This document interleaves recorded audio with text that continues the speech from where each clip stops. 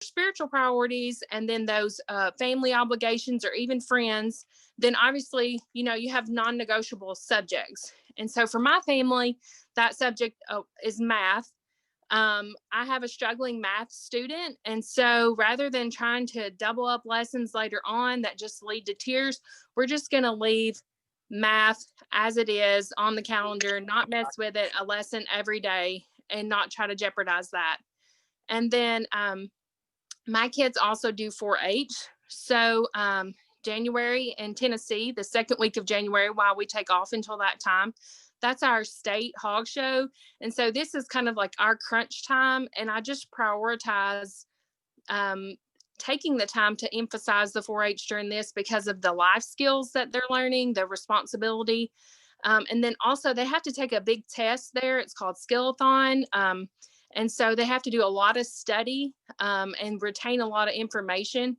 And I just kind of use that as an early standardized test prep that they don't even realize is going on yet. So, but for your family, maybe your kids are on a winter sports team, maybe they've got a theater role, maybe they've taken dual enrollment, and so they just have some more obligations than usual, ACT, or maybe your child's just learning to read and they can't go 4 weeks and not do a lesson on phonics because it's just going to be like starting all back over when you get going again. So only what those subjects are for your family, and you just want to leave those on your schedule as is, as a non-negotiable. But then, there's some other ways that you can accomplish those subjects that you consider to be more flexible, grammar, language, science, just some other maybe foreign language or something like that you're doing, and you just have more flexibility with them than usual. One year all I did was, we did this as a New Year's activity. I just asked them, what do you want to learn? And they actually wrote it out for the whole year.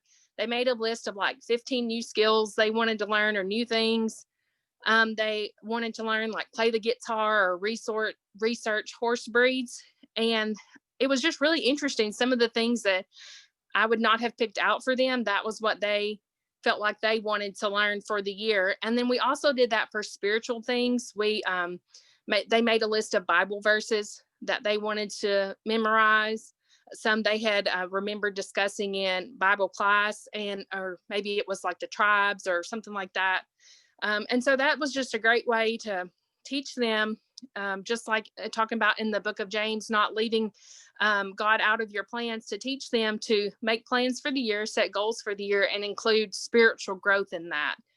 So obviously the second way, I think if you saw the email that came around that Vicki sent from me, that I would say to accomplish a simplified schedule is books, books, books, and more books and audio books and everything else that I attached with my book list there. The audiobooks are going to be great for your travel this month, especially. My kids love audiobooks. We are constantly going back and forth to get feed, and we take piano in a different county and we do 4-H in a different county.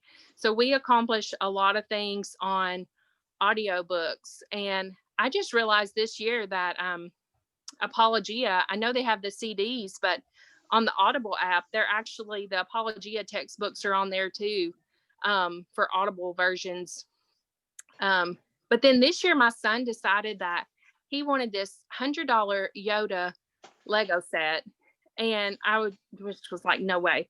But I told him I made a list of 40 historical fiction books, and I said, if you read this whole list and you can tell me about these books, then I'll buy it for you. And he's about halfway through that list. So I think that's a great way. If you're looking to simplify your schedule this December, just make a list of books that they can add into their history or whatever, and just have them go through and read them on their own if they're that age to be able to do that. And there's so many things you can do, like vocabulary words, and just having them rewrite some of the sentences so they can correct some of the errors in them. Just picking selections from that for their handwriting or typing that you could use as part of your school. And it doesn't involve a lot of planning or a lot of extras. I think Allie will agree with me. She's the cooking guru. I know that most of us know. I found this great link that I had never. I mean, obviously, I know cooking is good for children, but I had never put so much thought into all the skills that cooking involves. And I'm going to provide a document that has this link on there, but it actually detailed out probably 20 to 30 skills that can be learned from cooking. And so I think even if you're just cooking, a different family recipe every day this month, that you're learning some great skills, math skills, reading and vocab skills, sensory exploration, knowing where food comes from, and you can study history through family recipes. Nutrition, food safety, and building self-esteem was some of the things listed. And I think those are all accurate and great skills for kids to have.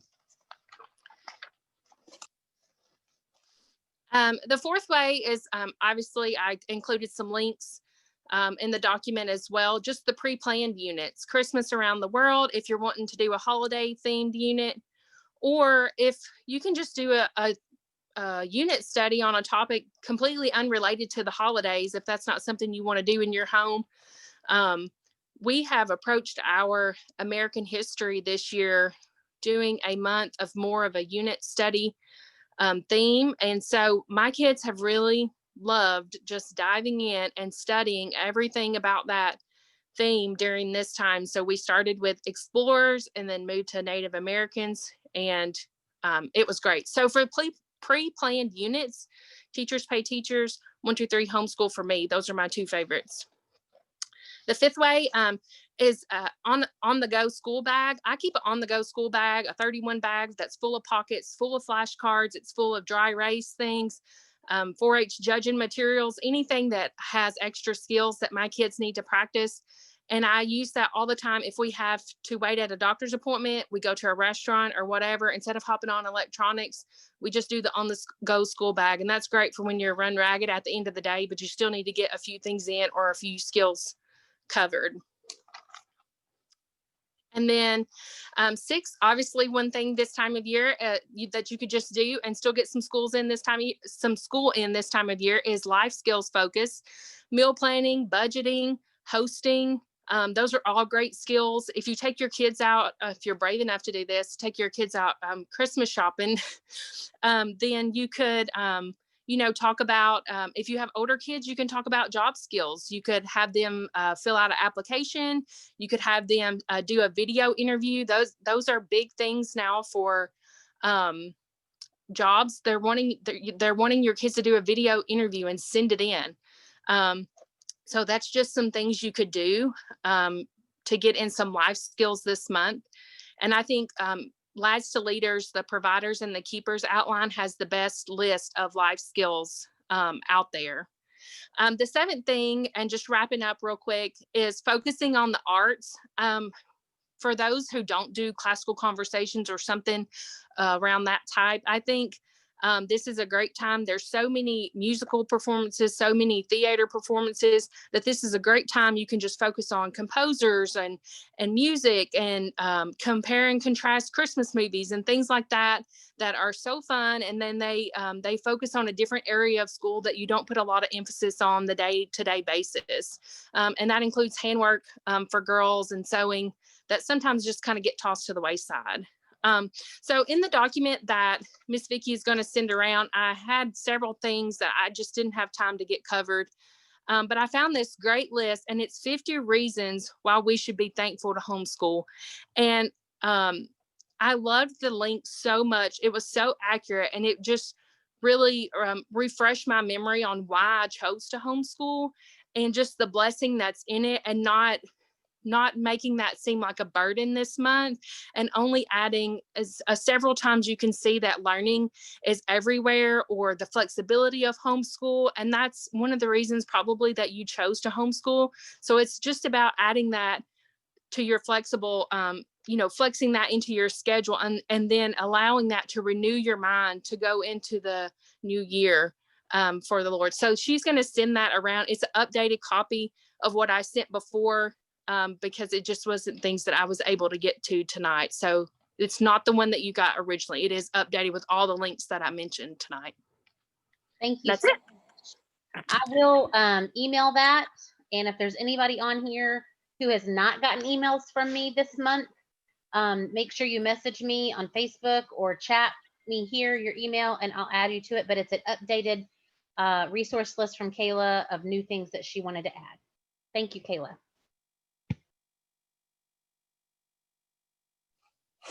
Hi, I'm Jennifer Donovan. I think I know most of you. A few of you I don't think I've met. I'm in my 6th year of homeschooling, and we have 3 girls. So I have a 12-year-old, a 5-year-old, and an almost 4-year-old. And I am going to talk to you about morning time. Vicki, I think 2 years ago at Coach, recommended this book called Better Together.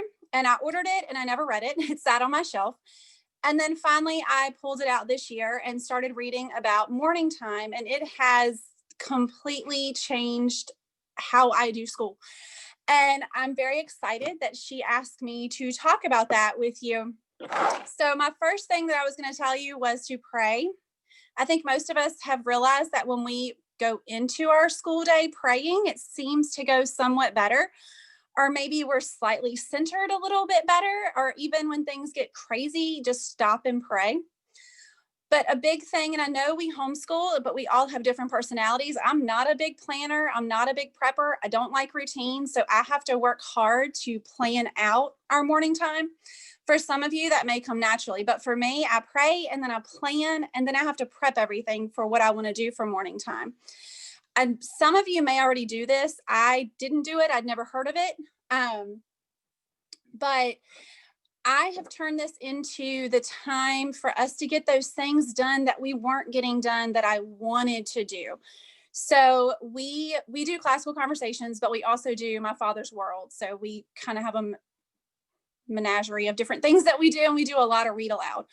But so our morning time really started mainly because I wanted to focus on the fun stuff with my kids. Our science this year in CC is the human body. So I actually just had books delivered today, and I have a puzzle coming tomorrow that will be added to our morning time, where one day a week we will just sit down and talk about the human body and go into more detail than what I would normally do during our homeschool day. Because a lot of times, let's face it, we get so caught up in what we have to get done that we miss some of the fun things sometimes, or at least I do. So our morning time has started with us doing US geography because that's part of CC this year. My daughter can rock the memory work, but she struggles with the states and capitals and US geography. So we have just copies of a US map in sheet protectors, and we trace that while we listen to a states and capital song. And even my 5-year-old and my 4-year-old are tracing the map along with us, or just doodling on it at this point. But my 5-year-old can find Virginia on the map, and I think that's pretty cool. So it's like she actually knows where we live.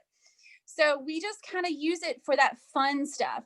So we do the human body, we do astronomy, and my almost 4-year-old can recognize a picture of the Milky Way galaxy. And that's pretty cool. And she walks around singing a song about the Milky Way galaxy. And that would have never happened if I had not instituted morning time in our day. And this book will give you so many tips about how to do it, how long to make it, what to do. But my biggest thing, like I said, is I plan our day. So I like the Happy Life planners because I can take out pages and add to it and just put all these things in it. So I have like their hour-long pages, and I have our day planned. So this is actually from 6 a.m. until bedtime for my kids. And no, we do not get all of this done every day. It is a goal. It is not a definite thing. I can tell you for the month of December, we've done a formal school or morning time maybe 3 times.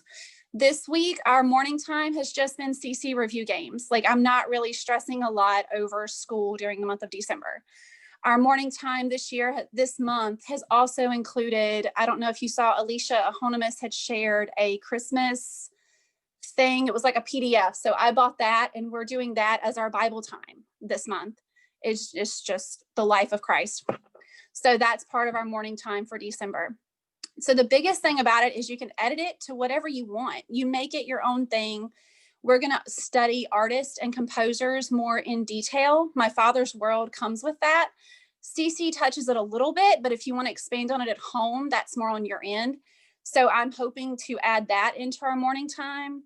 We talk about the state of Virginia because that's where we are from. So we do a little bit more about the history of Virginia, famous places, monuments here, that kind of thing. But we're also going to add in just doing a different state once a week. So one week we'll read about Kentucky and the history of Kentucky, and one week we'll do Tennessee.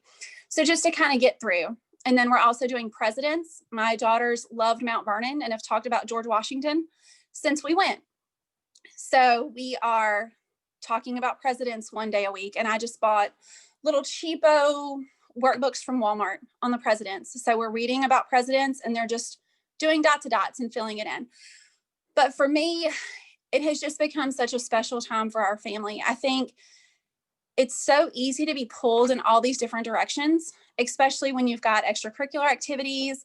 Some of us tutor at our group. Some of us have all these other responsibilities. We have chores outside. We have animals to take care of. It's just so much. Morning time has become like this beautiful time for our family to all sit together. And each child is taking something different out of it. So obviously my 12-year-old is going to get more out of a YouTube video on the Milky Way galaxy than my 5-year-old, but my 5-year-old can still recognize a picture of the Milky Way galaxy and sing the goofy little song from YouTube. So I think your question was, how long does it last? I plan for an hour. It does not always last an hour. And if we're having fun and it goes over an hour, that's fine too. But generally I schedule for an hour, but it's also your thing. So generally we have community day on Wednesdays. So Wednesdays, I don't plan a morning time. Wednesdays are simply CC day and listening to review songs in the car. But on Thursdays or Fridays, I definitely plan for an hour because we have nothing else going on. Oh, some of you like loop scheduling. That can come into play really easy with doing morning time because you can loop what you want to do into how you set your day.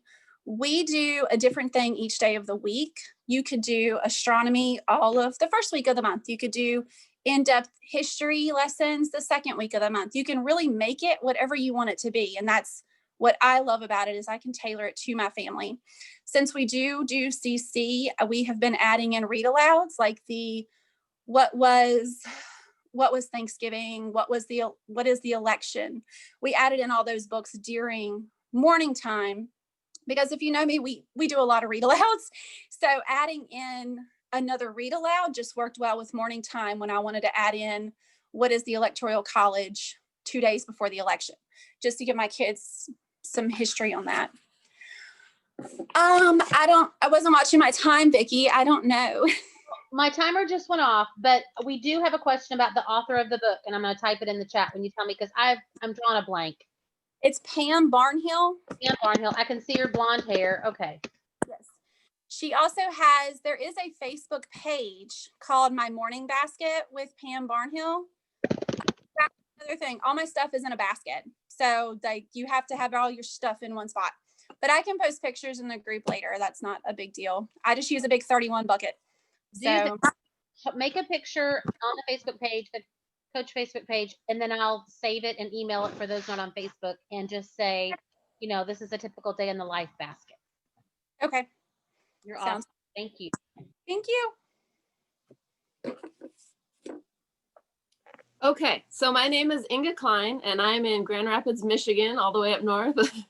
My husband is the evangelist for the Southside Church of Christ here in Grand Rapids. And we have 2 boys, ages 7 and 5, and we've homeschooled since the beginning. And so that's really cool because my husband is the evangelist, that we can include our children in basically everything that we do. So as I talk through this lesson, just know that our children are tagging along, working along with us, and sometimes kids are the best evangelists. So my topic is, 'Tis the season for evangelism. And it's hard to keep it at 7 minutes because there's so much to say on this topic, but I'll do my best. So I'm going to change it to, 'tis the season all the time for evangelism. Our season now is being plagued by a pandemic. And while this is a new, unprecedented challenge for our generation, there's nothing new under the sun, Ecclesiastes 1:9. There have always been sicknesses and suffering and the threat of death as part of the fall of man. So the need to reach souls never stops, and it cannot stop right now with the threat of sickness or even death.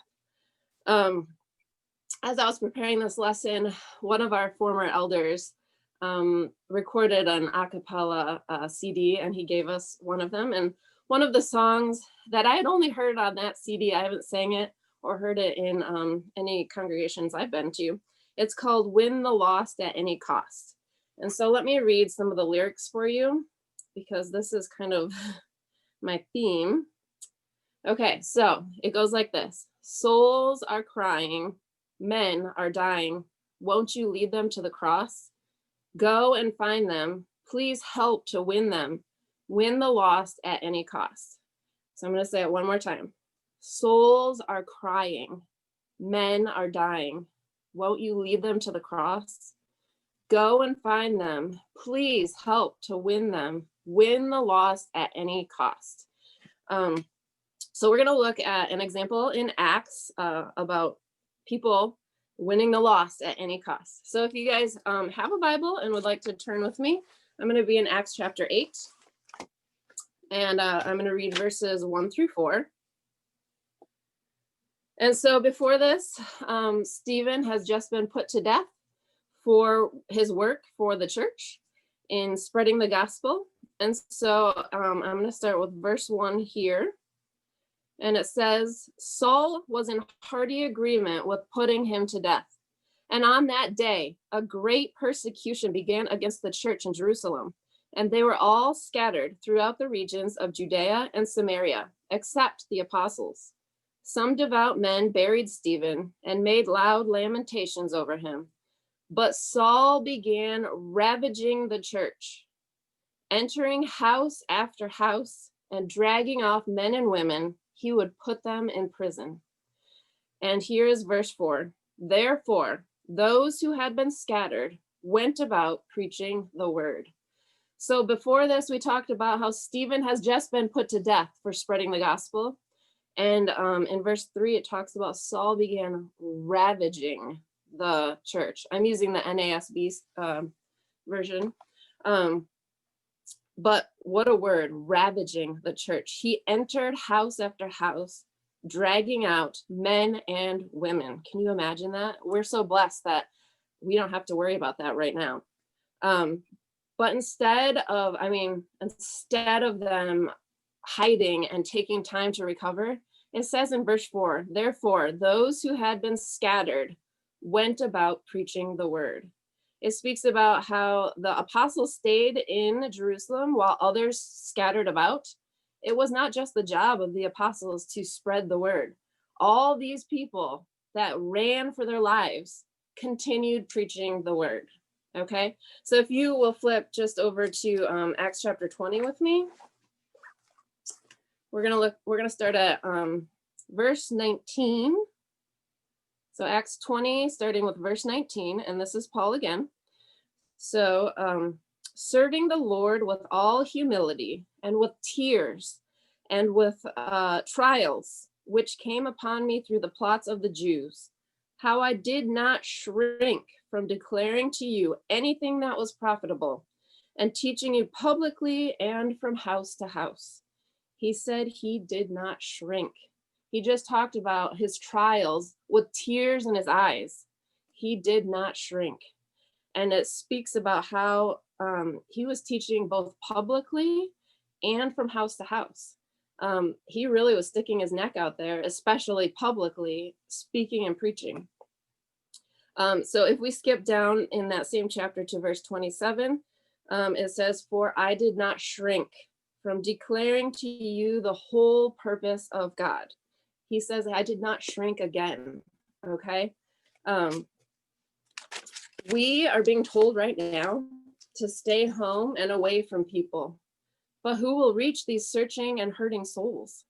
At Southside, throughout all of this, we never actually shut our doors. We cut back on our services, but we never shut our doors. And during this time, since the beginning of the pandemic, we've had 10 baptisms. And just last week, we just started a study with a lady, her name is Jen. And we said, well, why come? Why study? And she said, I'm looking for fellowship. She's a single lady, and she is not yet a Christian, but she is searching and she is yearning for that fellowship. So I encourage you to support your local congregation in any way that you can. I know for each of us, we all have different situations that we're in, but if you're able, please help your local congregation, because there are souls out there searching. The church is not the building. If she was to show up there to an empty building, what would she do? She would leave. We need people. The church is the people with those arms, with that love to give to those people. And the good news during this terrible time, right? Let's share that gospel, the good news. So souls are out there searching. It's amazing how they find us. And, me and my husband, they just show up, and we're so blessed to be able to study with them. Sometimes during these uncertain and scary times, it can make people think about eternal things. And so who will be there to help them? So let's look at Philippians chapter 1, verses 21 through 24. Philippians chapter 1, 21 through 24. Okay, so it says, "For me to live is Christ, and to die is gain. But if I am to live on in the flesh, this will mean fruitful labor for me. And I do not know which to choose, but I am hard pressed from both directions, having the desire to depart and be with Christ, for that is much better. Yet to remain on in the flesh is more necessary for your sake." Okay, so Paul desires, I'm sure he's tired. He's been through so much. He yearns to be with Christ in that rest. I mean, I think we all desire that, right? But he says, but if I am to live on in the flesh, it is for your sake. So he knows how important it is to do the work here, to be in the flesh, to suffer our trials, to further God's word. And if you'll notice, he only talks about two choices: to either live on in the flesh and do fruitfully labor for the Lord, or to die and be with Christ. He doesn't talk about retirement. He doesn't talk about, I've worked so hard, I've been through so much, I just want to rest here on earth. No, his rest is in heaven. We are citizens not of this earth, but in heaven. So for him, he's either going to be working here in the flesh, or he's going to be gone. So what does that fruitful labor look like? I know in our congregation, our numbers have dropped drastically, which is understandable with what's going on, meaning that there's less people to do the work of the church, preparing communion, greeting those visitors that come in, running the audio visual, teaching Bible classes. So if you are able to, if you're healthy, if you're in a place where you can help, please offer to help in any way. I mean, people can come in after people have gone to clean up the communion, or we have visitor cards in the back of our seats to restock those. Anything helps. Okay, so since I'm running out of time, I'm going to move on to tools and practical tips. First, if you'd like to delve deeper in those practical tips, I have this book here, Evangelizing Your Community by Dr. Stafford North. It's about practical tips congregations and individuals can take to improve their evangelistic outreach. So there's a lot of good practical tips. And this can be ordered, it says 21st Century Christian, but you may be able to find it elsewhere. Then we also have Bring, Teach, Keep. And this is by Chuck Anderson and John Furness. And this is good evangelism tool for a congregation, because not everyone is gifted or able or willing to teach, but we need people to bring souls. We need people to reach out to souls, and we also need people to keep those souls. Okay, so there are important jobs for everyone because we all have differing gifts and abilities. So this is a good book to give practical tips for bringers, teachers, keepers. So there's no one that doesn't have something they can do for the Lord. Okay. Amen. Then also this summer, we did a door knocking campaign, And we got these from House to House, Heart to Heart. You can, we found these on their website in their archives. And you can add your own information for your congregation here. And so twice a week for a month, we would put these in the doors of our neighbors. So Freddie is the only evangelist at our congregation. He would not be able to knock all the doors in everyone's community. So if each person could do this in their own little neighborhood, so many souls are reached. So for the month, we would, or twice, so we did these on Sundays and Wednesdays, we would just leave them in the door. But on the last day, we would knock and make contact with them. So we would ask, well, we would introduce ourselves if we didn't already know them. And we would ask, have you had a chance to look at our newsletters? What'd you think? And then, you know, invite them to Southside. A lot of them didn't know who we were. So we had a lot of good conversations, and they got to know who their neighbor was and that we're Christians. So they know if they need anything, if they have Bible questions, you know, we are always willing and able to help. So that's a good tool, the good old door knocking. And then also, we have a bunch of older ladies that they do from their home correspondence courses. So we also order those from House to House, Heart to Heart. And there's different topics like Introduction to the Bible, the Plan of Salvation, God's Design for the Family. There's other ones that you can do. And these are also laid out Bible studies. So if you don't know where to start with someone, or you don't know what to study, you can use these in your personal study with someone. But also you can mail them. They're correspondence courses. So we get requests through our website for people requesting to study. So these ladies take these studies on, they'll mail out the first study, get it back, grade it, give them feedback, and then mail them the next lesson. There's usually about 8 lessons in a study. So that's a good opportunity for if you don't feel safe, or if you are sick or stuck home, that's a great opportunity to help spread the word. And then we talked about the door knocking, which was cool because we got to meet neighbors that we haven't met. We also got to spend more time with neighbors we did know. And so that helps build personal relationships with God at the center. So kind of whenever we go out, wherever we go, we try to, how can we show God to others? We're always very polite. We always go out of our way to help someone, hold the door, whatever.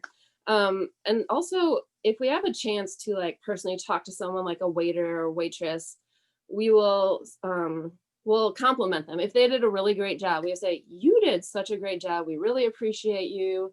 Do you ever go to church? Do you have any interest in going to church? We're from the Southside Church of Christ. And so we've handed out cards that way, just to show the world God's love. Okay, and so my last point is we also, now not everybody will feel comfortable with this, especially now, but we still have people over to our home to study. We have this family, they're in their 30s, and they have 2 little girls who are 2 and 5. And they started visiting us during the pandemic, and they told us, hey, we want to study the Bible. We have studied the Bible, but we have questions, and we really want to be baptized. So we studied, they come over every Friday, we have dinner together, and then we study. Well, we've been doing this for a couple of months now, and 2 weeks ago, I think it was 2 weeks ago. Yes, 2 weeks ago, they were baptized. So, and yay, but we continue. They still come over on Fridays for dinner, and we still study the Bible. And because they come to our home, because their girls play with my boys, because we spend this time together, we have a good friendship going. Our relationship is much deeper than, hey, let's go to the building and study and then leave, so Amen. if you can and are able, maybe pick a family to adopt. I don't know, it just, that people are yearning for that relationship. Like I said, the church is the people. It's hard. I'm so glad we have this technology to meet on Zoom, but it's a little different than being in person with each other. So To sum things up, my encouragement to you is to be bold, think souls, and don't shrink away from our mission to seek the lost at any cost. Because like I said, they are out there searching. They've been coming to us. I mean, me and my husband have not done anything. They come and want to study. How awesome is that? There's people searching. So I encourage you all to continue on. Thank you. Thank you.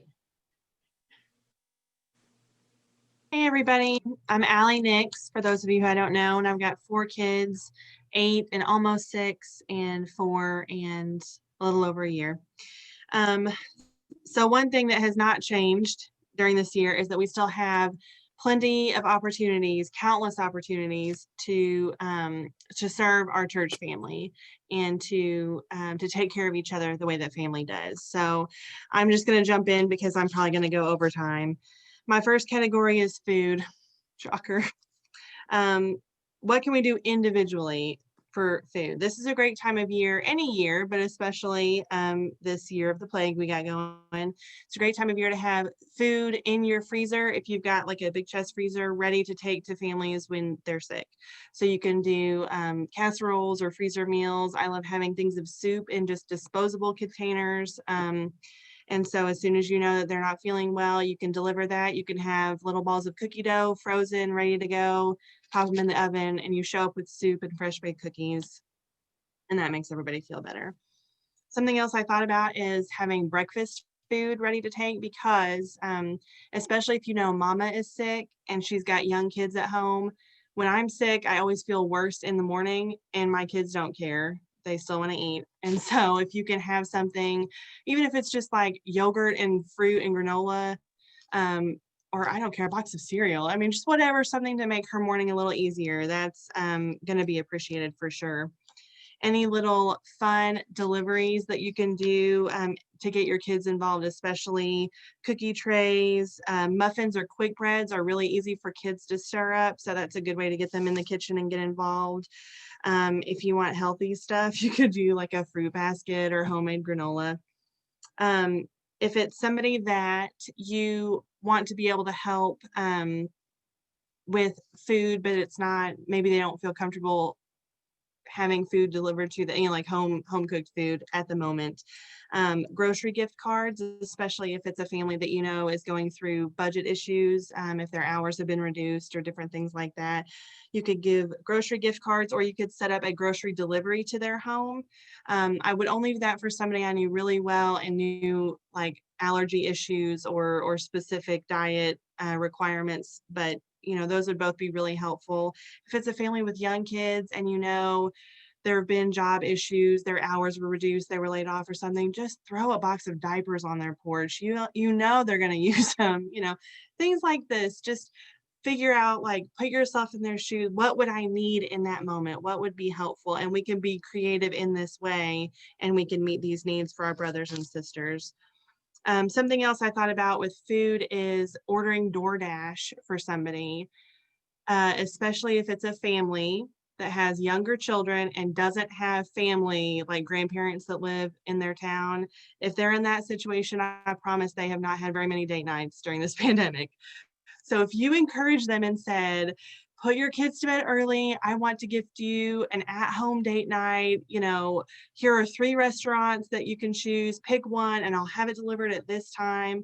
Like, would that not be an encouragement?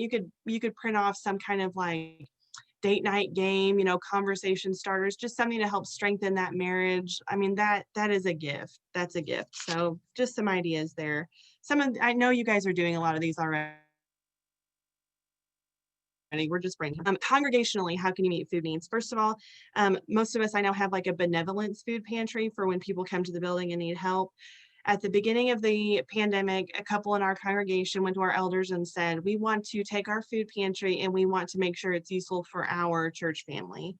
So they brought it out and put it in a main room off of our entryway. They keep it stocked and organized like Italian food with pasta and sauces and stuff, but they have it right there, and everybody in our church family is encouraged to get anything that they need. And I know for sure that there are people who have used that, and they have gotten food to stretch their food supply, and they would not have gone to our elders or our deacon of benevolence and said, money is tight and we need help. But because the food is there and because they've been encouraged to use it, it's been useful. So that's an idea that you might implement in your own congregation. We also did a chicken dinner delivery for our shut-ins, and this was not just elderly shut-ins. These were people who are self-isolating because they're high risk. And then at the time, we also had quite a few who were quarantining because of positive COVID tests. So we just ordered boxed chicken dinners from a local place. And then people who were healthy came in and, got a certain number and took the deliveries. That was a blessing for those people, especially the ones who have been self-isolating for months now. We don't want them to feel forgotten. We want them to know that we love them and are thinking of them always. So they were blessed by it. It was also a blessing for those of us who delivered, and just to feel like we were working together in this task, to build each other up, because I feel like that's what we're craving. That's what we're missing. So that's a great thing if you can set up some kind of project like that with your church family that benefits the receivers and the givers. That's tremendous. Something else you could do as a congregational project would be like putting together cookie trays or cookie bags to take to your shut-ins. And then I got a couple of different things I'll talk about in a later category. So, okay, that's food stuff. The next thing I thought of is clothing. Big consignment sales, a lot of them around here anyway in Ohio were canceled in the spring and the fall. So if you have families in your congregation with a lot of children and they use those consignment sales to get the clothes that they need within their budget, that's a big blow. So if you can try to either gift hand-me-downs that you have like just in storage from your own children, or you might be in a position to kind of make connections between people. Especially if you're in a large congregation, you might know one person who needs clothes and one person who has clothes to give, and so you make those connections. Also things like winter coats, snow boots, shoes. The older kids get, the harder it is to find secondhand shoes that are still in good shape.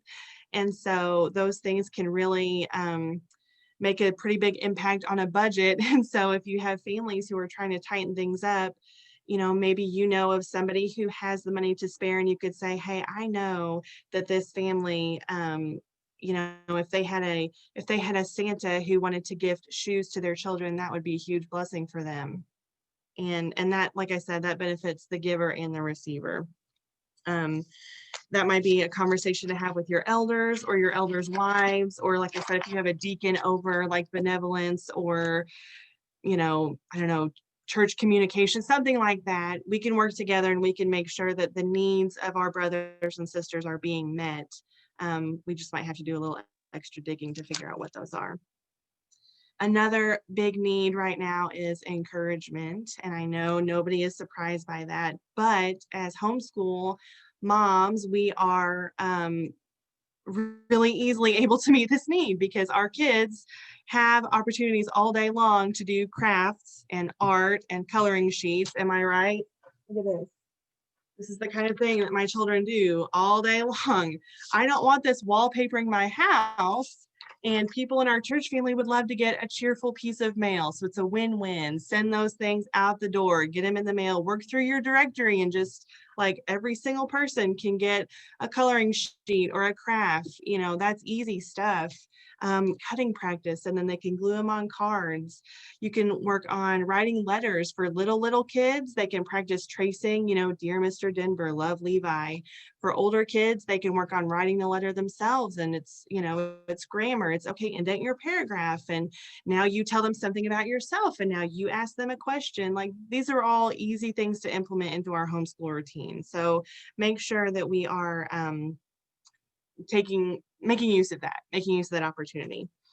A big opportunity, I think, is giving activities for quarantining kids. We've only had to quarantine once so far, and it was only 11 days, but my kids were losing their minds. They were so bored by the end of it. We have books all over the house, but just, I don't know, knowing that they couldn't go somewhere, it was driving them nuts. So dropping off things like craft kits, new puzzles, word search books, stickers. Those are all from the Dollar Tree. None of that requires a huge amount of money to purchase. I thought you could make little cookie decorating kits, either make the cookies and the icing yourself, or you could just buy a bag of cookie mix and a thing of squeeze icing and sprinkles, just something to bring a little cheer to those children and help those parents keep the children occupied, right? Little pampering type gifts for your sisters and your church family. You can do a homemade sugar scrub very inexpensively. Things like lip balm, lotion, fuzzy socks, tea, face masks, candles, chocolate, all those things. Just a little, a few of those things in a little gift bag and a note that says, I love you, I'm thinking about you. That's going to really bring a lot of joy to somebody. $5 coffee gift cards, and with that kind of gift, I had in mind the members of our church family who are working particularly stressful jobs right now, healthcare workers, teachers, retail workers, small business owners, policemen. If we just start thinking about the people in our church family, like we're gonna really start realizing the needs that we can fill here.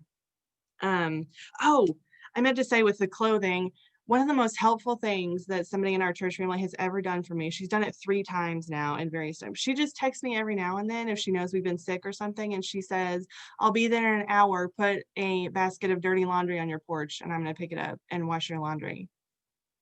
I would have never thought about doing, never would have occurred to me to do that for somebody, but it's so helpful. And now that's going to be like my go-to new baby thing because it's amazing. So we can be creative. We can fill these needs. The last category is fellowship, just like Inga was talking about. We need fellowship with each other. And I'm not making a commentary on anybody's decisions or anybody's elders' decisions. I'm saying if we have to find new ways to meet that need for fellowship, then that's what we need to do. The answer is certainly not, well, we just don't need to meet it at all. We just need to stay away from each other. That's not the solution. So calls and texts, I hate to state the obvious. I know that's hard to do with little kids. I'm in that phase right now. And sometimes I'm like, everything was fine until I got on the phone, and then they're trying to burn down the living room. So I don't know what that's about. But we got to make it happen. We got to be reaching out, especially for older members or people who live alone that don't have family around, people that might be falling through the cracks. Like, make that your personal goal to not let anybody in your congregation fall through the cracks. Porch visits, it's almost too cold for that here in Ohio, but for those of you who are further south, you could do that all winter long probably. Bible study, you can do that just in a small group. We don't have to be in a building or in a room at the church building to have Bible study together. We can do things like digging deep. If you have a congregational subscription to PTP 365, which I really recommend looking into, or asking your elders to look into if you haven't, you could make a list of 5 videos and say, hey, sisters, I'm going to be watching these. And then discussing who wants to join me. You could do some Finer Grounds books. I already had that written down, Christy. I did not just write that down because you were here. Finer Grounds books are some of my favorites. Those are excellent to go through in a group. You could just do like, I'm going to read a chapter of Proverbs a day. Who's going to join me? And we'll text each other and discuss. This is simple stuff, but just maintaining a connection based in God's word. Like, that's what's better than that. Like I talked a little bit earlier, working together on a project, like with the delivering the chicken dinners or something. Our congregation right now is putting together Bible gifts for residents of a nursing home, where a couple of our residents are. So we've got some people who are wrapping Bibles. We have the kids have all been coloring bookmarks, so we're going to laminate those with scriptures on them to include. Some of our shut-ins are writing handwritten notes to include. Some people are baking cookies. So we're all working together still. It feels good to be back to working together to serve the kingdom. Like, it feels really good to be doing that together. So figuring out a way to do that is great. Weekly Zoom calls. I'm kind of tired of Zoom, but it serves its purpose. It serves its purpose. So if we just have to get over ourselves and say, I'm going to do it, I'm going to turn my camera off so that people don't see my kids running around, like, that's fine. But just making that effort to have that connection. We had an outdoor singing once. That was kind of nice, just to have some voices singing together. Like I said, it's too cold for that now, but those of you who live in the South could keep doing that.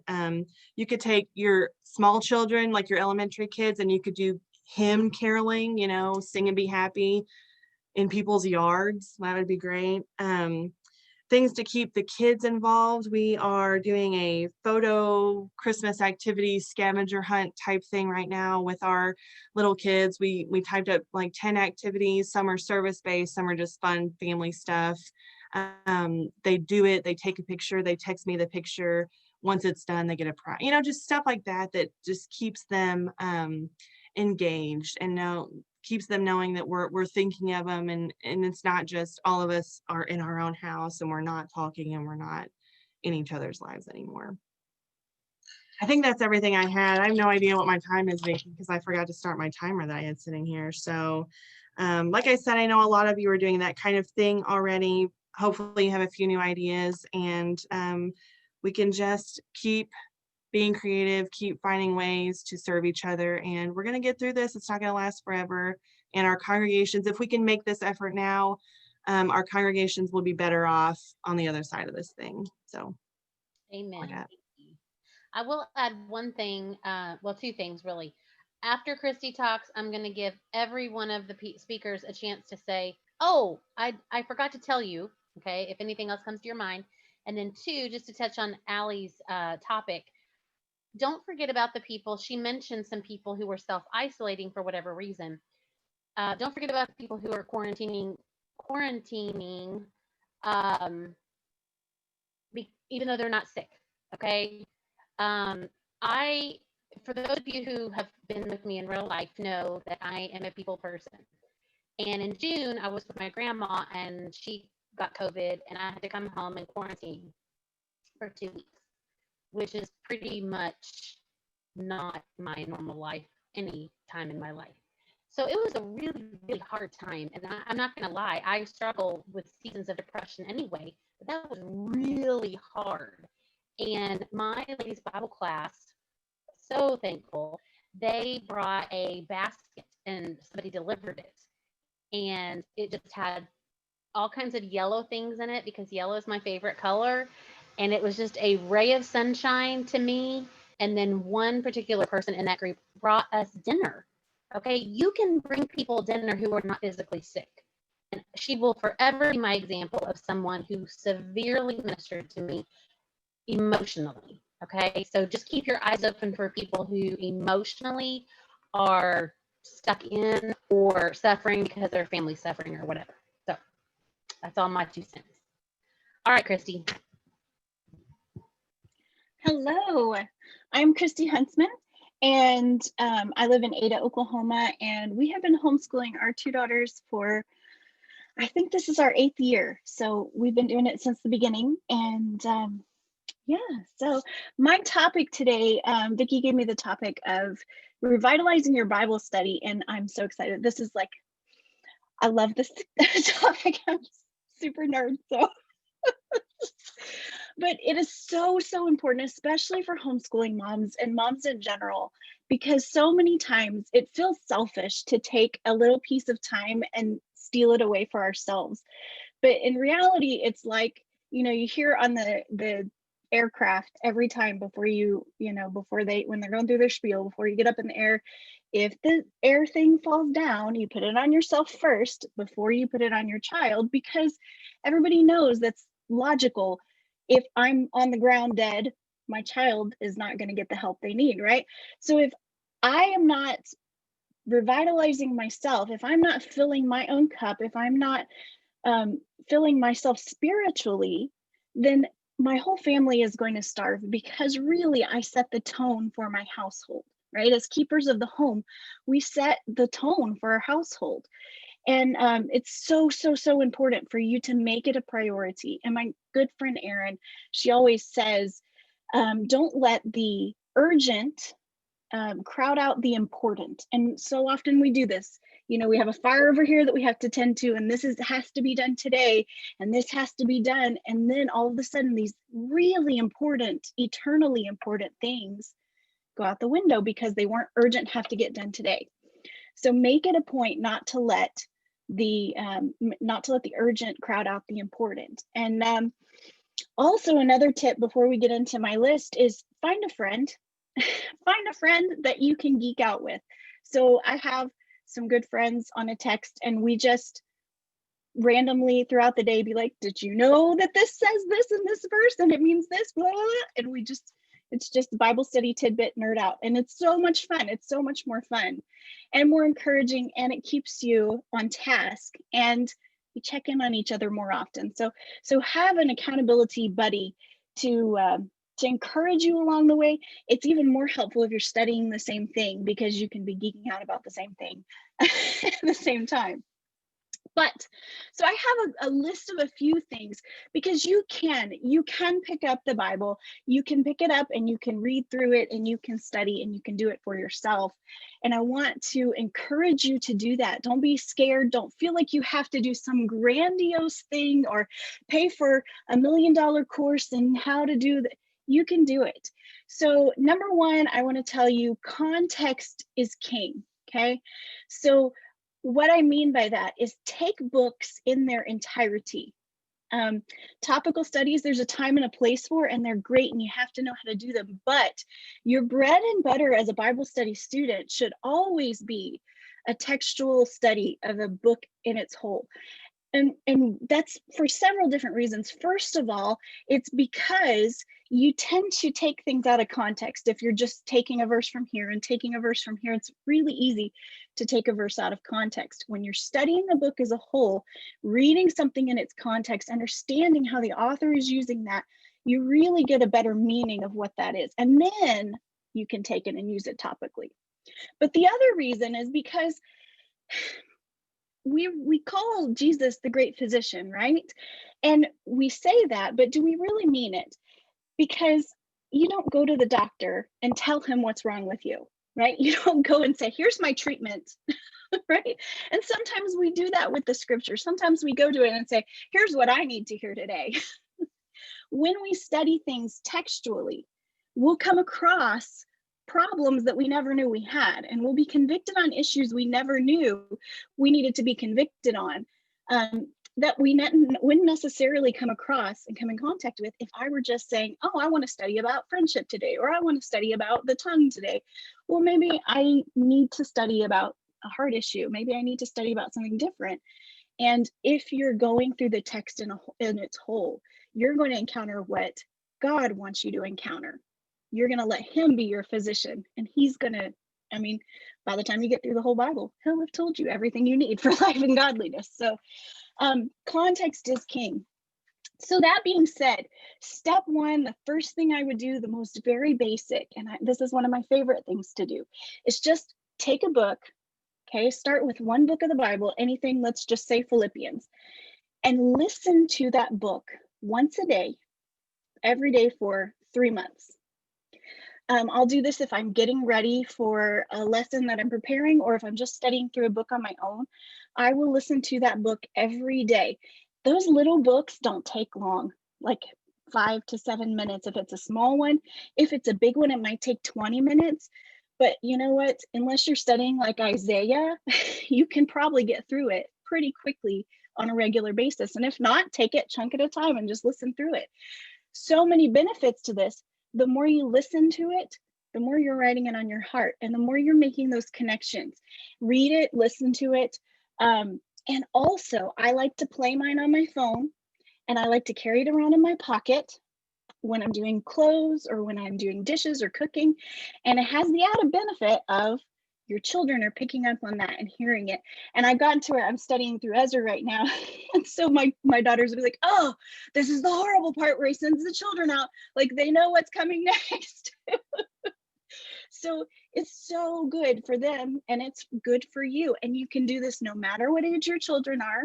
You can do this. Whereas it would be difficult sometimes, sometimes it's difficult to find the time to sit down and actually physically read something without children crawling on your head or interrupting you 7 times. If a child interrupts when you're reading it and you're doing it once every day for 3 months, then this is one time out of 90 that you're going to hear this. And if you miss a minute chunk, it's not that big a deal. So that's the other benefit to it. You don't have to be like, whoa. So that's my first thing. If you can do nothing else, listen over and over and over again. Then once you listen to a book in its context, I love these. These are scripture journals. You can print off. I used to print off the Bible verses so I can mark them up, but then they came out with these and I love them. They have them for each book. This is what, 1st and 2nd Peter. One page will be blank. It's not blank anymore because it's got all my jumbo on it. And then one page is the text. And you can actually mark the text up and you can take your notes. And I love these. So my next step would be to get one of these or get a notebook or whatever is your jam and just start marking and making connections and pulling apart. Go to Blue Letter Bible and find definitions of words or use your Strong's Concordance. It's not going to give you the most in-depth Greek meaning of words, but it'll give you a basic meaning. And you can find connections. If you want, mark keywords. I love to mark keywords. If you'll know, my husband is colorblind, so clearly you can't see the beauty in this, but I have keywords marked so you can see how different concepts flow throughout. My husband tells me it looks like a rainbow threw up on my page. But you can see how concepts are connected. I like to mark my keywords based on the Greek though, because sometimes there'll be words that you can't match up and you don't know because they'll translate them differently just for the flow. So for that, Kyo Publications has just started partnering with the Bible keywording guide people and Beyond the Highlighter, and they're doing these keywording guides and they're all based on the Greek.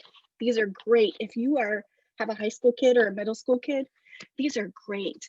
But they walk through a book of the Bible and have the keywords and have some different things to mark, so they're excellent. Also for free on wetrainpreachers.com, Bear Valley Bible Institute has several lists of keywords based in the Greek, so you can go there and get lots of free resources. Mark it up, figure out the meanings, you can see the flow of thought, come to terms with what it means, and I promise by the end of 3 months, if you do that continually and you're listening to it that whole time and you're picking apart verses like this, you've done nothing profound, you've done nothing that requires a higher level of education, but I'm certain that you will be so familiar with that book. And the last step is to make sure that you apply it. And I don't just mean like, oh, he must be saying here to be nice. I mean, say, okay, here's the hard lesson. I have to be kind to my sisters. What does that mean for me? Tomorrow, maybe I need to take Sally Sue aside and apologize for something I've done. Or maybe I need to go do those things that Allie was talking about and show kindness to somebody. But I mean purposeful application, because if we don't, at the culmination of our Bible study, if we don't apply it, then we're like the man in James who looks at his face in a mirror, walks off and forgets what he looks like. And then what's the point in a mirror at all? So apply. And I could go on and on. My time is up.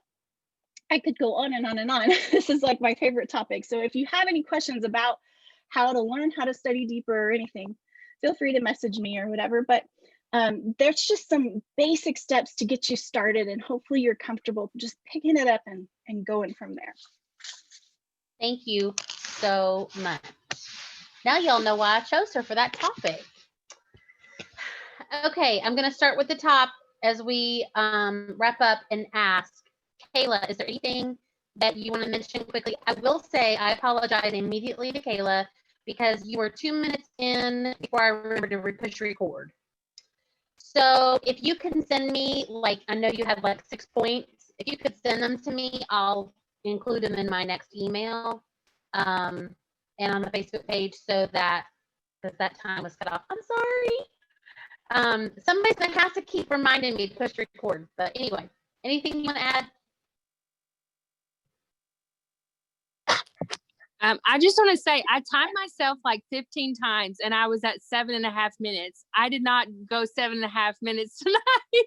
Something happened. There was a disconnect. I don't know. I really did practice the 7-minute limit, but hey, you know, I think maybe Christy's the only one that actually obeyed those. So the rest of us are probably fired from any future engagements. But I just have to say that I loved everybody's topic. And as far as simplifying schedules, this is just something I think as homeschoolers, we have to kind of perfect every month of the year and all throughout, because we are always more focused on service in the kingdom than we are about getting those letter grades. And so when you learn to do it in little chunks, it's easier to do it all throughout the year and be able to take that stress off of your homeschool.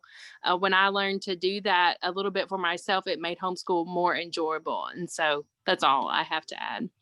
Thank you so much for your addition.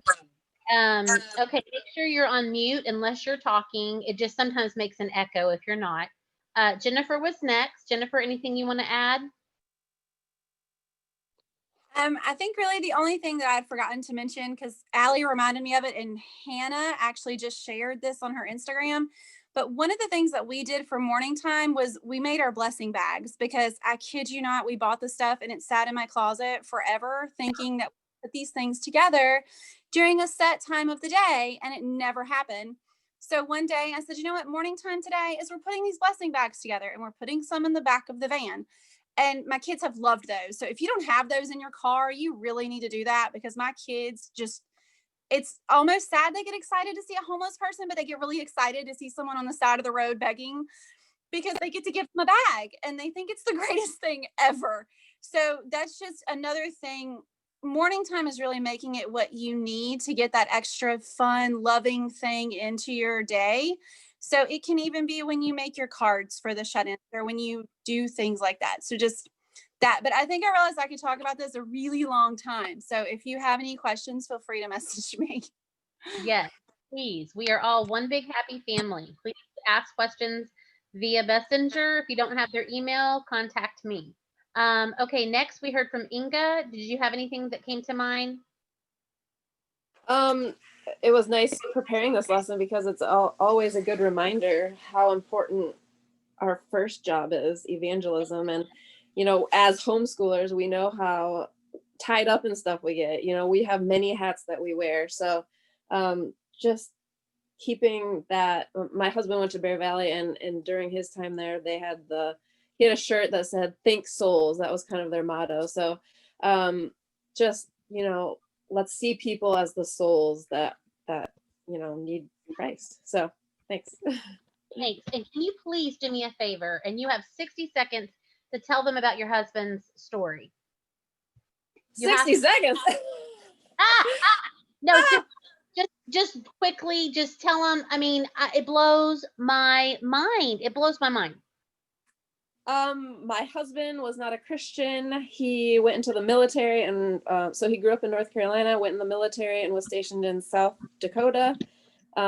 He was raised Baptist, but he was searching to try out a different church, and he received in the mail from House to House, Heart to Heart, a pamphlet, and he had been asking questions in his mind, and these questions were listed on the pamphlet, and he said, "Oh," and they give a Bible answer. So he contacted the congregation that sent it out and immediately started a Bible study, and was baptized shortly after, and then immediately pretty much started preaching in Custer, South Dakota. So he would drive about 45 minutes to a very small congregation and would preach. And he was blessed to have Jim Lindo there to mentor him, and because he was a babe in Christ, so you know he needed some input, and he was very kind to shape and help Freddie to become the man he is today. So hopefully that was succinct. I love it. I love it. I love it. I just wanted people to know, because you know, you were talking about going door knocking, and people are like, well, nobody reads anything anymore, or nobody answers the door anymore. Okay, nobody is somebody. Nobody is somebody. Right. And, I saw someone recently share a story about somebody who was baptized during this pandemic, who had been seeking and asking questions, and they were actually studying with a non-denominational attending person. And so they contacted a couple denominations because they had been studying and wanted to be baptized, and people were telling them no. because of COVID, or because, oh, we wait till we have like a couple hundred people and we baptize them on the same day. And then they even sadly contacted a church that had the name Church of Christ on it and were told there were COVID concerns. Finally, they got a hold of somebody else in the church, and that person was studied with and was baptized. And so I'm studying Acts right now with some girls, middle school girls, on Zoom every week, and I'm just on fire for this because it's like they're out there. They're out. Yeah, they are. They're searching. And the next person was, I just had my lost train of thought because I was on a roll. Allie. So the only thing I did have a list of just people who might be in your congregation that you could think of. I think I hit most of them in my specific ideas, but several that I did not mention would be obviously elders, deacons, ministers, youth ministers. This is a trying season of ministry and of leadership, so be praying, be encouraging. I also thought of single parents and single caretakers probably have not had much reprieve during this time. I think I mentioned healthcare workers and teachers and things, didn't I? Foster parents, parents of medically fragile children, because just taking your kids to the doctor now is kind of a pain. You often cannot take siblings. And so if you're talking about multiple appointments every week and mom's trying to figure out what to do with other children, that just adds stress and adds burden. New converts and new Christians or people who are Christians who have just recently moved into the area and have not had maybe as much opportunity to build relationships within your church family, might appreciate some extra effort. And then just high school seniors, either for 2020 or 2021, not looking like what they thought it was going to look like. Some of them are trying to navigate college now with online classes. I never signed up for online classes in college because I didn't have the self-discipline. They don't have a choice, a lot of them now. So just a few more ideas just to jot on your list. Great ideas. And piggybacking off of Kayla's, who I'm going to be sending out her resources that are updated for you, I want Leah to talk about something that she has available also if you're looking to shake up your December schooling. Hey everybody. So I was just messaging with Vicki, and if you need, this can have spiritual application, but if you need just a little break this week, I'm going to try to turn my camera around here. I have this book here. It is, I don't know if a lot of you have read Wild and Free, but it's a homeschool book by Ainsley Arment, and I am a writer for this company, and another a good friend of mine, Abby Medawar. So we have a couple of submissions in this book, and it's just really well done. It has like beautiful pictures, but it has lots of tutorials of just handcrafts and things that we can apply for to reach out to other members. So this is on Amazon. It's about, I think it's like $18 to $20, but it's a nice little resource for you to use for boys or girls. There are lots of things to not only keep them busy, but that you could hand out to anyone in your congregation or your family or anyone struggling. So I just thought I'd throw that out there. It's a nice little resource. And yeah, I think Vicki is going to put the link on if you're interested. Yes, but please share that on the Facebook page. And sure. Are there any other questions that I did not, that we missed in the chat or anything?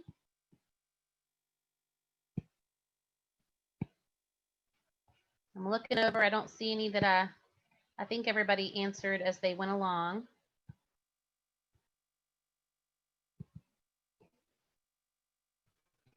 Okay. And then Christy, I know you were last, but has anything else popped up into your head? Just one thing, maybe if you're looking for like a tutorial on, I know at least with me, one of the things that I didn't learn growing up, I learned so much growing up in the church, but one of the things that I never learned was really how to digest scripture by myself and study on my own. But a couple of resources for that, if you really, really want to start doing your own deep dives. Denny Petrillo has an exegesis class that is their Bear Valley exegesis class, and it is online at globalpreachertraining.com. I believe it's .com, not .org. The Broadway Church of Christ hosts that, and they put a lot of the Bear Valley videos up, but he specifically has an exegesis class that is fantastic and walks you through from step one, how do I open this Bible and pull out everything that I need to pull out, all the way up to super advanced, how to determine meaning and things, and some resources and stuff. So completely free. I would encourage anybody that's interested in doing a little more of a deep dive. He's an excellent teacher. So thank you for that. All right, last chance for any questions or comments, compliments, complaints. Okay. Is there anybody else? I know you get to hear my voice. I open this in prayer. Is there anyone who would like to dismiss us in prayer? Any volunteers? If not, I can. Okay. I will. Let's start ahead. Dear Heavenly Father, thank you so much for this time of fellowship that we have had as sisters in your kingdom, and we pray that we would take to heart all the things that we have heard and use some of these ideas so that we can strengthen not only our own congregation, but our community, so that we can shine your light. Thank you for the time that we have had with these sisters to try and share some ideas for our kiddos. Help us to involve them in big and small ways, not only during this season, but for the rest of our school year, in evangelizing, in Bible study, in fun times, in holiday fun, and just things that will make memories for them, and help them remember that the reason we're doing this is because we love them and we want them to put God first. Please bless our coach family, and as we look ahead to 2021, I ask a special blessing on my hometown location and the elders and the plan that we have to consider about 2021 and what is to come. And I just pray that you bless this nation with complete healing, and this virus will be a distant memory sooner than later. Thank you for loving us, and please bless all those who are hurting at this time of year when it's so hard to go through these special times without loved ones blessed this year. Thank you again for your son and his sacrifice. In Jesus' name, amen. Okay, girls, I had another question about the recording. I've been trying to upload the Facebook page. However, just because it was so hard to do, Jennifer Benevides has been gracious enough to move this to YouTube. So tomorrow, once this is downloaded, she will help me and get this to YouTube. So if you've not subscribed, go ahead and subscribe to the coach channel. And then that way, if you ever miss a Devo, you can just go check the Zooms out here. Thanks, and we'll see you next month. Merry Christmas, y'all. Love ya. thank you.